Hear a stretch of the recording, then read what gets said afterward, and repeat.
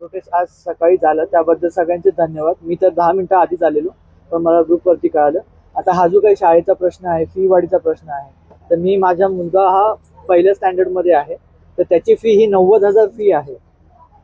90,000 ही fee आहे. आणि त्याच्यानंतर आता ही जी काही 10% किंवा जी काही 15% वाढली तीही आहेत. तर 90,000 फी ही आपलं ज्युनियर, सिनियर आणि परत पहिलीच्या स्टँडर्ड साठी कुठे जस्टिफाय करते हे काही कळत नाही.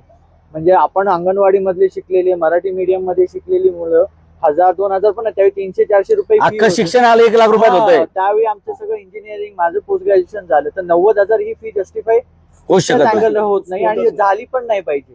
आता येणाऱ्या ही जी काही 7 तारखेला किंवा येणाऱ्या आठवड्यानंतर जी काही मीटिंग आहेत ह्याच्यात पालकांचा सहभाग कसा असेल हेही आम्हाला जाणून घ्यायचं आहे. आणि ह्याच्यावरती येणारा निर्णय हा कितपत एकदम ट्रान्सपरन्सी, स्पष्टीकरण, त्यांचे रिपोर्ट्स हे सगळे येत आहेत की नाही येत आहेत, त्यांचे संचालक, ही सगळी माहिती पालकांना द्यावी एवढीच विनंती.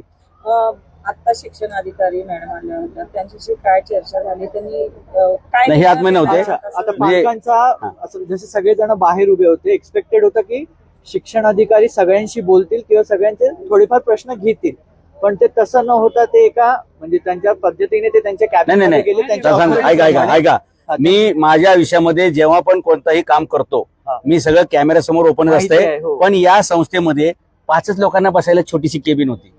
आमचं तर म्हणणं होतं की इथं ओपनच झाडाखाली सगळं व्हावं, पण समोर यावं, सगळ्यांसमोर डिस्कशन. याला सोल्युशन म्हणून आपण पुढची मीटिंग पिंपरी चिंचवड महापालिकेच्या सभागृहात लावलेली आहे. तिथे तुम्ही जास्तीत जास्त पालकांनी या. This will be first time in history. All parents are welcome. तुम्ही सगळे पालक या. शिक्षण अधिकारी, शिक्षण कमिशनर हे सगळे तुमच्यासाठी उभे केलेले आहेत. अजून एक महत्वाचा विषय ह्याबद्दल तर झाले शाळेचा फी. मी आता माझ्या मुलासाठी कमीत कमी 12,000च्या गोष्टी घेतल्या. त्यात माझ्या मते 6,000ची पुस्तकं. ओके, अजून बिनकामाचं बरंच काही बिनकामाचं सगळं आहे. 6,000ची पुस्तकं, त्याची अजून बॅग्स, इतर सगळ्या गोष्टी त्या घेणं, तर त्या मेंटेन करणं. आणि एक महत्वाची गोष्ट पुस्तकांमध्ये 1500ची जे एक पुस्तक आहे जे कुठे जस्टिफाय करत नाही, हे करत नाही, बिनकामाची पुस्तक देतात. आपण ह्या सगळ्या गोष्टींवरती बोलणं गरजेचं आहे. सांगा. मुलांसाठी 1,500ची न्यू किट ऍड झाली आहे. मुलांसाठी आहे ना 1,500ची न्यू किट ऍड झाली आहे. मी म्हणते सेकंडच्या मुलांना ही किट कशासाठी हवी? नाही म्हणलं तरी पुस्तकांसाठी 9 ते 10,000 चाललेत आणि युनिफॉर्मसाठी 3-4 हजार रुपये. बाकी मग व्हॅनचा खर्च, स्कूलची फीस, एका मुलासाठी ट्रान्सपोर्ट फीस, म्हणजे खूप खूप झाले. मुलांच्या भविष्यासाठी ठेवायला काही राहिलंच नाहीये आम्हाला. आणि एज्युकेशन म्हणजे आता काही आता आपण घरी थोडं बहुत घेतोच आणि एवढं लहान लहान मुलांना काय शिकवत असतील असं. बेसिक आहे सगळं काही, मग एवढी फीस नाहीच ठेवायला पाहिजे ना. मिनिमम फीस असायला पाहिजे. ट्रान्सपोर्ट फीस कमी असायला पाहिजे. आणि बुक्स आहे ना कमीत कमी 4 ते 5 हजार, 8,000 रुपये. माझा मुलगा 6ला 8,000 रुपयाची बुक्स आहे. 8 म्हणजे टोटल मिळून. अभ्यास पूर्ण होतो का? अभ्यास पूर्ण शिकवतात का? अभ्यास होत नाही, मुलांचा टायमिंग आहे तसा, पण त्याचा विषय नाहीये. म्हणजे लाखोच्या भावानी पुस्तकं घ्या, किलोच्या भावानी विका, असा कार्यक्रम. मागे 1 ते 1.5 लाख रुपये खर्च इयरली. म्हणजे एवढं पॅरेंट्सला होईल का? सगळ्याच पॅरेंट्सला होत नाही. हे एज्युकेशन भविष्य त्यांचं कसं घडवायचं आहे?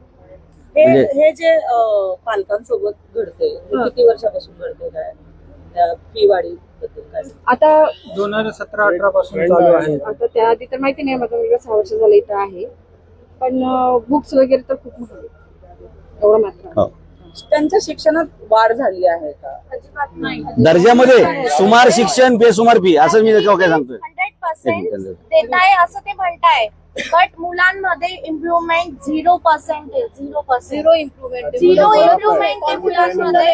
ऐका, आम्ही जेव्हा ऍडमिशन घेतले होते कॅम्ब्रिज स्कूल म्हणून, की आम्हाला बाहेर पण बरेच स्कूल आहे, कॅम्प आहे, जिथं कमी फीज मध्ये पण शिक्षण दिलं जातं, पण 100% शिक्षण दिलं जातं. आम्ही मुलांना या हेतूने टाकलं होतं इथं की कॅम्ब्रिज स्कूल आहे, सीबीएसई स्कूल आहे, मुलांचा फायदा होईल, इथं अदर ऍक्टिव्हिटीज होतील. बट हे लोक काय करताय, फीज उकळताय खूप सारी, फॅसिलिटीज 0.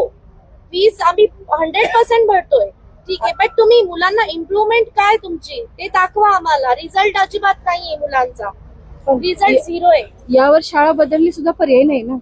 किती ठिकाणी बदलणार आम्ही? तिकडे पण तीच परिस्थिती आहे, सगळीकडे तेच परिस्थिती. लूट मारायचे सगळीकडे, लूट मारायचे. मुलांना आम्ही शिकवायचं का अनाडी ठेवायचं? पर्याय प्रशासनाने आपली मागणी पूर्ण नाही केली. तर पुढचं पाऊल काय असणार आहे आपल्या पालकांचं? तर या बाबतीत जरा समजा या पुढच्या येणाऱ्या जसं सरांनी सांगितलं जे काही बैठक आहे त्यांच्या बाबतीत त्यांनी काही निर्णय दिला, जर नाही दिला किंवा त्या बाबतीत त्यांचा निगेटिव्ह निर्णय असेल तर सर जे काय बोलतील, कुठे भेटायचंय, कुठे प्रोटेस्ट करायचे, कुठे उभे राहायचंय, त्याच्यासाठी नाही, आम्ही नाही.